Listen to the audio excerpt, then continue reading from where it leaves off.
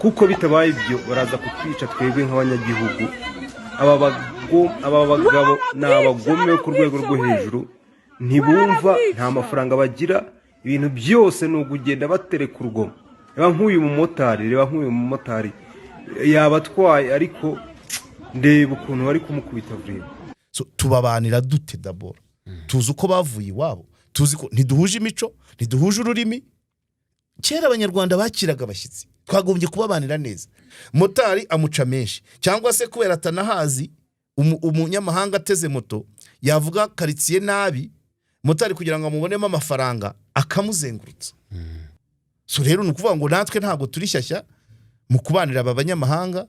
Ibintu byinshi boko nta hantu namwe ugaragaje ko bashobora bagaragaje henshi ntabwo babikora nk'abanyamahanga, kubera ko Rutikanga yavuze ko ari na case bubwaba ari bo birwaniye hagati yabo. So bubwa ntago bashotorana ofete. Conflict ishobora kuvuka muri kwa kutavuga rumwe, kutumvikana mu magambo. Icya kabiri, yes, reka twizere ko mukomeje kugenda mugira ibihe byiza cyane. Nanone mwese mukurikira ibiganiro byacu kuri KOP, turongeye turabasuhuje nako tubaye ikaze mu nkuru n'ibigano tubagezaho umunsi ku munsi. Twongeye twagarutse, reba ko wakoze subscribe ubanze ukandi kugira ngo ibiganiro byacu nyine bijye bikugeraho bitakugoye, nta kintu bisaba. Babone batekereza yuko yukanze ntacyo rwose. Ikindi like, gusharinga ibiganiro byacu, kuduha comment cyangwa se kuganira natwe muri comment section, biba ari sawa cyane, biba bitwereka yuko nyine muhari kandi mudukurikiye neza cyane. Ngiye kuganira na mwarimu wacu, mwarimu wawe, mwarimu wanjye. Tujye kuganira kuri very sensitive topic. Ni ibintu bimaze igihe kinini cyane. Iyo umuntu abivuze aho yaba ari hose, nashaka baruri Huye naho birahari, nashaka baruri hehe, iyo scene cyangwa se scenario itiza mu mutwe. Mwari uraho umeze tumeze ndaho gicamunsi amasaha yego ntago amasaha n'imibare twari kumwe mu gitondo, ariko barabizi ko hangaha niho ducurira amakuru. Yego amakuru abahari tukaza natwe tukabahereza, kandi ntabwo tugomba kubaha amakuru ahari, tugomba kwita tugaruka twararwiyemeje tukabasesengurira ko amakuru ubwayo yonyine ntabwo abahagije kugira ngo umuturage yakonsome. Ariko babisaba ngo igihari cyose abantu tukivugeho tucyumve kimwe, abafatamo inyigisho babonamo amasomo bagire ko ntago nicyo tubereyeho societe, kuyifasha guhindura imyumvire bigana heza, kugira umwete mu byiza, umunyamwete mu byiza. Ejo bundi se wabonye ko hari inkuru ntakunze yakozwe na Sky Sports, niba ntibeshye, Sky Sports Premier League, nshobora naribonye kuri Twitter yabo. Bo bafashe uko ibintu bimeze barabihindura. Bo baravuze ngo Arsenal yarangije amasezerano y'ubufatanye yarafitanye n'u Rwanda mu bijyanye no kwamamaza, gusura u Rwanda bigamije guteza imbere ubukerarugendo, kwamamaza igihugu cy'u Rwanda.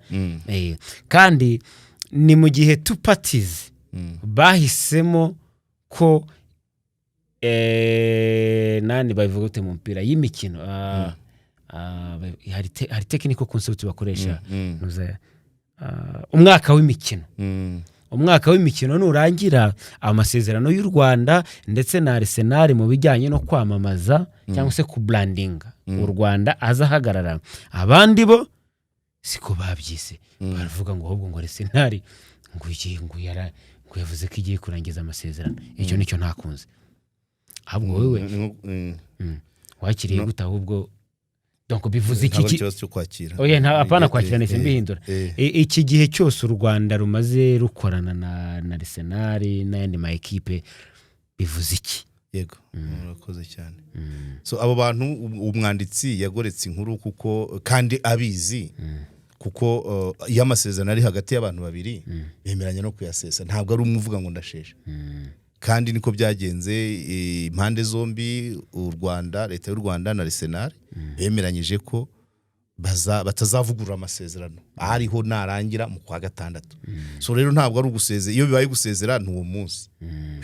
Yego yari unilateral, yari uruhande rumwe rusheshe. ruhita rusesa ariko rukaba rufite icyo rugomba urundi muri ya masezerano nko mu masezerano y'umurimo niba mwarasinye warasinye ko muzakorana umwaka wagera mu mezi 8 ukabona kandi kazi cyangwa ukavuga ngo ndarambiwe iyo ugiye wishyura uwo mwarimu yafitanye y'amezi 4 yarasigaye yego so rero bariya hagati y'u Rwanda na Arsenal cyabaye rero nuko bumvikanye ko nyuma y'ukwa gatandatu nta yandi masezerano azasinywa abantu babivuzeho ukundi cyane cyane abatavuga rumwe na leta y'u Rwanda rimwe na rimwe no mu bihugu duturanye baba batifuzaga ko ari amasezerano abaho yarabaryaga kwa ariko bashobora no gutangamo amafaranga gusa ikiriho abantu bagomba kumenya ari amasezerano yaramaze imyaka igera mu 8 ngira ngo ni 17 18 kandi dufite aya ntuza ya Bayern Munich ya Paris Saint-Germain na Atletico Madrid so ku ruhande rw'uburayi uko leta y'u Rwanda inabisobanura nuko bagiye kwerekeza amaso ku mugabane wa Amerika umugabane wa Amerika kwerekezaho amaso ni ukuvuga ngo barashaka kwamamaza mu makipe yo muri Amerika ari aya basket ari aya foot ikindi nuko buriya ibanga riri muri mu gukorana na Atletico Madrid nuvuga ngo bihita bifungura n'ibihugu bikoresha icyespagnol cyangwa igiportugais byose barimo strategy yego ikindi nuko ntuza abavuga ko Arsenal yasezeye hari amakuru abo muri sport bafite bamwe baba bacukumbura cyane bavuga ko nyiri Arsenal ni nawe nyiri ikipe basinyanye n'u Rwanda yo muri Amerika so bivuze ngo bibaye ari kuvuga ngo Arsenal bivuyemo the owner of Arsenal niwe owner w'indi kipe twasinyanye nayo u Rwanda rwasinyanye nayo muri Amerika so bishatse kuvuga rero ngo ntabwo ari kiti Los Angeles Lakers ngira ngo oya nta Sparka nta kiri ngo ni amakipe abiri hari ya basket ni ya foot muri Amerika ntago ari ngiyi dukinisha amaguru hari muri Amerika bayita soka ni bya bindi bambaye ibintu by'ibigofero bafite igipira kiburungushuye ukuntu bagenda bakirukanga naguri cyane ni ukuvuga rero nyiri ya kipe ni nawe nyiri Arsenal so no kuvuga ngo Arsenal yavuyemo ntabwo ibyo ntibishoboka ni nkaho ahubwo nubwo atari byo biri mu masezerano nuvuga ngo twimuye amasezerano twari dufitanye hano tuyajyanye ku mugabane wa Amerika icyo nicyo kandi rero u Rwanda ngira ngo namasezerano atanze umusaruro ko ubutagete ngira ngo RDB ivuga ko bashaka ko nibura mu myaka nk'itanu iri imbere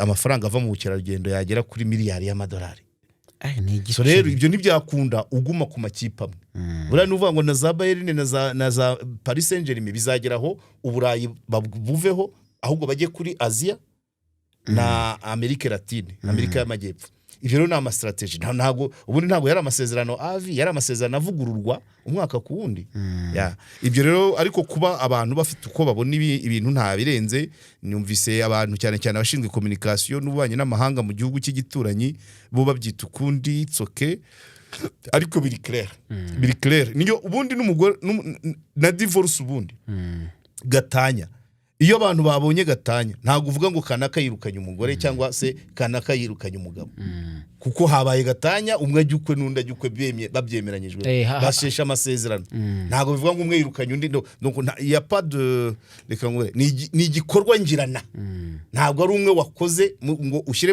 muri passif undi ushyire muri active ku masezerano y'abantu babiri ni igikorwa ngirana ntago uvuga ngo kanaka yirukanye cyangwa kanaka yirukanywe muri passif cyangwa se muri active yirukanye ntago ariko bimeze bemeranyije igikorwa ngirana kwemeranya kwemeranya hanyuma nk'usoro gato cyane ntago ari Los Angeles Lakers ahubwo ni Los Angeles Clippers okay voilà iyo rero umuryango uyifite ni nawe ufite Arsenal indi ikaba ari Los Angeles Rams ariyo ikina ibyo bya football nibyo nashaka kubwira rero ntabwo kugoreka imvugo ibyo ifoka abantu babyumva kuko ntabwo abantu bose bari bishimiye ari amasezerano nubwo nubwo abantu bamwe hari n'abavugaga ngo abanyarwanda barakennye ngo none amafaranga bari kuyaha abanyamahanga ariko iyo ugiye mu mibare ukabona uburyo nyakubahwa perezida Paul Kagame yigeze kuvuga ngo abantu batekereza yuko ari amafaranga duha Arsenal bafite ikibazo. Yego uyu urebye ibyagiye byinjira abakinnyi ba Arsenal bagiye baza mu Rwanda n'abarejande baza gusura amaparike yo mu Rwanda ni byinshi amafaranga ava mu mukerarugendo ni menshi kandi ari amakipe yabigiye bigira mu ruhare. So ntabwo ibyo nabyumvise umva ko hari abandi kugoreka imvugo nibisanzwe nta kintu kivugwaho rumwe ariko nibura mu bijyanye na literature cyangwa linguistique nuko amasezerano y'abantu babiri aseswa n'abantu babiri ntabwo ari umwe yasesa. Yego mukanya ndi kureba kuri telefone uri kuvuga burya ntabwo nari ndangariye ubusa hari ibintu nari mbonye rwose ndakunda ariko mbere yuko byo mbikugezaho reka nguhe wisomere nka kumwe twasomye were kuri aka ko hasaka aka ukurikizaho ibyo hejuru mvuge n'amazina nta kibazo. Kazungu Kabosi turasaba leta y'u Rwanda kwirukana aba ba South Sudan nibatirukanwa bazatwirenza byabereye Gisozi Gasave. Hanyuma umuvugizi wa polisi ACP Boniface Rutikanga ati iki kibazo twatangiye kugikurikirana kugira ngo hafatwe imyanzuro ikwiriye kuri buri umwe wese wabigizemo uruhare. Mubwire icyo nkunze cyangwa tubanze turebe kuri ibi. Mubwire icyo nkunze cyangwa tubanze turebe kuri ibi. Icyo kunze icyo nari mpugiyeho mu kanya era ushaka dore icyo nari mpugiyeho rero ahangaha ACP Boniface Rutikanga on Twitter RNP spokesperson abagize uruhare muri uru rugomo bamaze gufatwa bakaba bafungiye kuri station ya polisi ya Kimironko kugira ngo bafatirwe imyanzuro ikwiye. Ikibazo cy'abanyamahanga bagize urugomo hano u Rwanda rurimo abanyamahanga benshi yego kandi si impunzi ni abanyamahanga baje muri gahunda kumwe u Rwanda rwafunguye amarembo rukaba rufite amakaminuza yigisha neza rutekanye baje kwiga turahorana hano nespa nta munsi wabona munsi y'ijana hano ku Gisozi. Rero bavuye mu bihugu byabo baza kwiga mu Rwanda baje kubera ko bemera education y'u Rwanda. Urugomo rushobora kuba ku banyamahanga hagati yabo cyangwa se hagati yabo n'abanyarwanda cyangwa se hagati y'abanyarwanda ubwabo. Ntabwo ari ibintu biba byacitse nuko babikuririza. Hari n'igihe bigeze kuvuga ngo umusekirite kuri East African University bavuga ngo umunyeshuri umunyamahanga yashatse kwinjira muri kaminuza ku ngufu none umusekirite amutera jido cyo gihe n'umusekirite wari uhohoteye umunyamahanga. So nukuvuga ngo barahari benshi cyane. Liberia ishobora kuba ifite nk'ibihumbi nka 500 ifite nk'abantu 500 je crois. South Sudan bararenga ni benshi ariko tubanze tumenye ngo urugomo ntaho rutaba. Yego nkuko afande Rutikanga bibwiye BNB muri cases zimaze kuba vuba ni ngo nenye harimo izabo hagati yabo ubwabo nabo bagira ibyo bapfa ariko kuba bagirana koroshaje n'abanyarwanda. Reka mpere ku abamotari mumenye ko muhenda bano bantu. Motari harimo ikibazo cya language barrier kuba batavuga rumwe. Noneho mu cyongereza gikeya cya motari agaca bambwira ko mu mujyi babaca 5 uvuye hano ku Gisozi. Ngiye naganiriye nabi topic imaze igihe bano bana baba bari aha naganiriye nabo nta kibazo bateje. Icyaba nukuba byava ku businzi cyangwa iki ariko n'abanyarwanda ntago tubabaniye neza. Motari ku rugendo rwa 500 aramuca 1000. Muri butike yakwinjira bakumva ari umunyamahanga icyaguraga 1000 bakakigira 500 birahari. Ku Kimironko hari umuntu hari uhari nawe umunyamahanga ibihugu ntago ndabivuga ariko amakuru tuba tuyafite. We noneho yakodesheje inzu agiye kuyikoreramo business yishyura nyirinzu amezi 3 ku mafaranga menshi kone ba nyirinzu barazamura. Hanyuma uwo mugabo agira ibindi bikorwa yongera ku nzu abikoze haza abo mu nzego umutekano daso ngira ngo na gitifu w'akagari cyangwa w'umurenge bose data zirahari bamwaka amafaranga kuko message arazifite. Ubu business irafunze ntari gukora kandi n'amafaranga yarayatanze message arazifite. So tubabanira dute d'abord tuzi uko bavuye iwabo, tuzi ko ntiduhuje imico, ntiduhuje ururimi. Kera abanyarwanda bakiraga abashyitsi, twagombye kubabanira neza. Kuki uzamura igiciro cy'inzu gukura ko ari umunyamahanga? Kuki utihanganira niba umwana yatinze iwabo batinze kumwohereza amafaranga? Mwaravuganye kuri 30 wenda akageza ropromi. Kuki wihanganira umunyarwanda ko yageza kuri 5 umunyamahanga ntumwihanganire? So tushobora kuba tubabanira nabi. Nge nakoza nkete bihagije. Ariko ngo bangiza amazu ibivugwa. Ibyo n'abanyarwanda barahari bayangiza. Nose bararababyina, bararaba si bisanzwe. Ahubwo abari ikibazo cyuko mutavuganye ngo muvugane kuri modalite zose zuko agomba gufata inzu. Nese nibiki baba bafite byangiza amazu. Hari nabazanye n'imiryango yabo. Bari abantu benshi harimo baje kubera ibibazo, iwabo hadatekanye ngo baze bakaza ahatekanye ngo bige. Hari nabaje imiryango yose. Hari nabamaze ari umwana umwe hano we yambwiye ko iwabo baguze inzu. Hari nundi dasanze hariya dukunda kwicara tureba umujyi we yambwiye ko agiye kugura moto ye kubera ko abamotari babahenda. Motari amuca menshi cyangwa se kubera atanahazi umunyamahanga ateze moto yavuga karitsiye nabi motari kugira ngo amubonemo amafaranga akamuzengurutsa. Umuntu akubwiye ngo agiye aguteze hano ku Gisozi akubwiye ati nshaka kujya Kacyiru kuri polisi.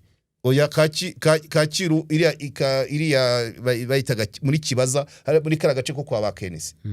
Akajya kumuzengurutsa akagugu agahinguka mu kabuga ka Nyarutarama kugira ngo agere kwa Kenisi kugira ngo urugendo rube rurerure abone kumuca menshi. Kandi inzira ya hafi yari guca hano ku Kinamba ugaca mu Gakinjiro Croix Rouge hari ukabura hageze.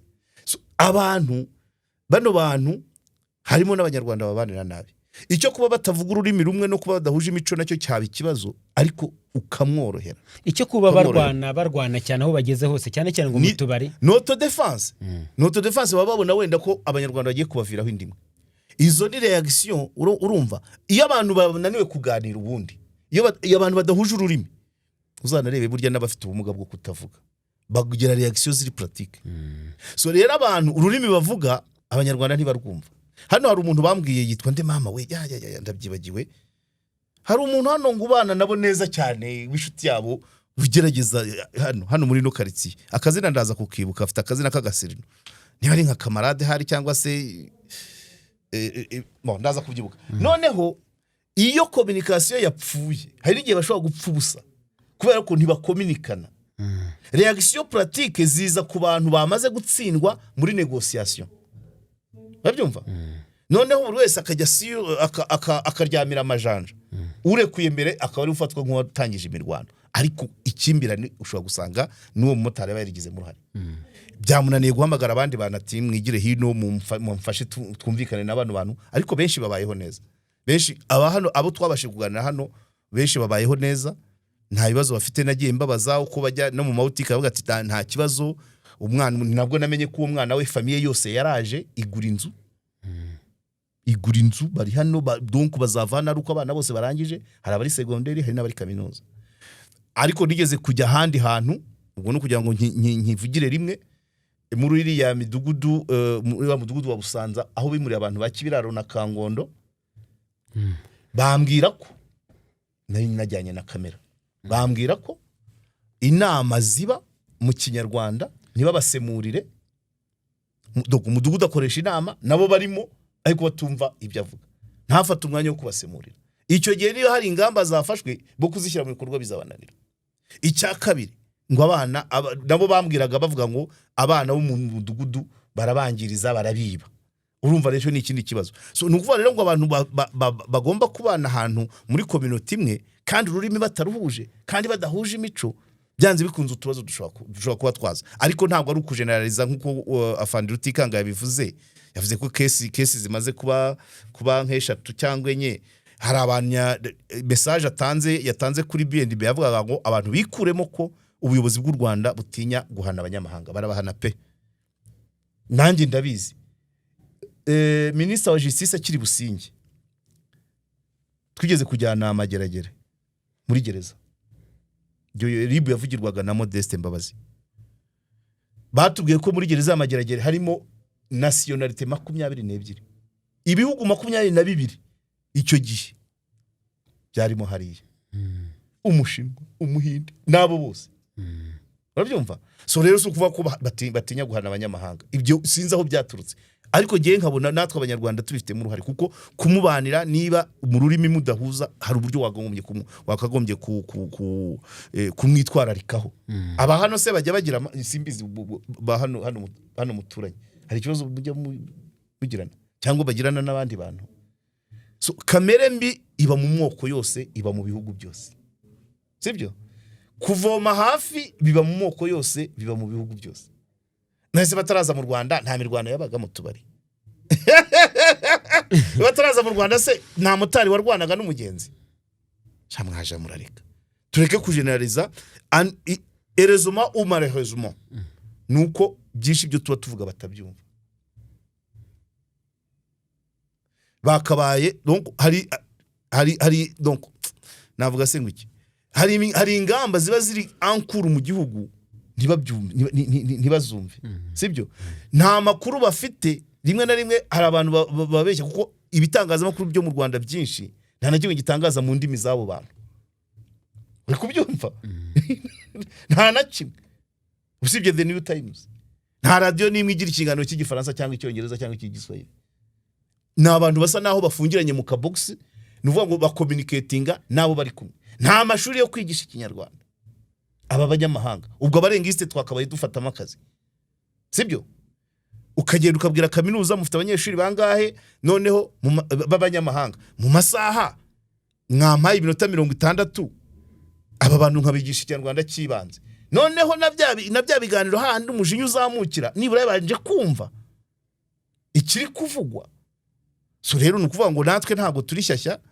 mu kubanira aba banyamahanga ibintu byinshi boko nta hantu namwe ugaragaje ko bashobora bagaragaje henshi ntabwo babikora nk'abanyamahanga kubera ko Rutikanga yavuze ko ari na case bubwaba ari bo birwaniye hagati yabo so bubwa ntago bashotorana ofete conflict ishobora kuvuka muri kwa kutavuga rumwe kutumvikana mu magambo none akasigara gushaka kumvikana mu mitsi bo rero bahora bagendana kubera ko ntabwo ntafite ubushobozi bwo gukomunika n'abanyarwanda usibye bamwe bumva icyongereza ese ba mudugudu wo mu Rwanda ba nyiri ibyondo bo mu Rwanda bose bazi icyongereza so niyo mpamvu ashobora kuza akumubwira ngo wamenye amazi akavuga ikindi ntibumvikane amubwira ati ko wamenye amazi hano undi ntabyumve ntabasha kuba yamubwira mu rurimi yumva so ibyo rero ntabwo byagira nakunze afande Rutikaga ko yirinze kuneyiminga ibihugu kubera ko aba bantu baje byafasha imbaraga za diplomasi urazi kurobingira igihugu Afrika yose ikaza kwiga hano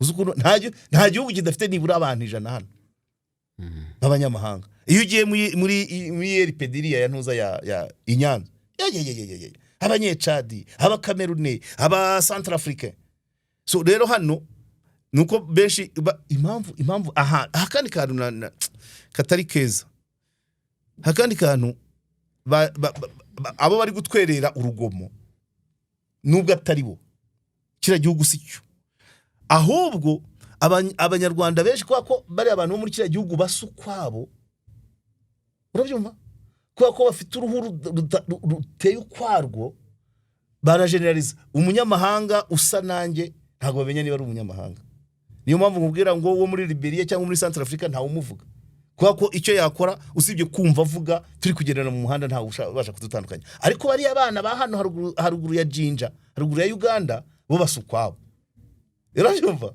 niyo mpamvu ari byo zina rivugwa cyane si uko ari bo benshi mu gihugu ahubwo nuko bo basukwabo haciye umumenyi sibyo so rero hakabayeho koroherana amahane ntaho ataba rwose nanjye umugabo yigeze gukubita undi cupa ndeba kandi bahoranye kuri chantier na hagati y'abanyarwanda baba amakimbirane ntabwo ariko byakabaye bigenda ariko dushima ko benshi nkurikije sondage nakoze abo twaganiriye bambwiraga ko bimeze neza bambwira ko narababazaga se ibiciro ku mabutike babahera nk'abandi ati nta kibazo muri Motari mbajije ibyo abamotari umwe yahise ambwira ati ngewe nabirambiwe baraduhenda ngiye kugura iyanjye ahita ambaza n'igiciro umwe uwo nuwa Sudani ya ruguru uwo yepfo we yarambwiye ati kubera ko baduhendaga ku mazu byabaye ngombwa ko iwacu batugurira inzu hano abana na bashiki be urabyumva n'ababyeyi bakaza kubasura muri ya nzu yabo.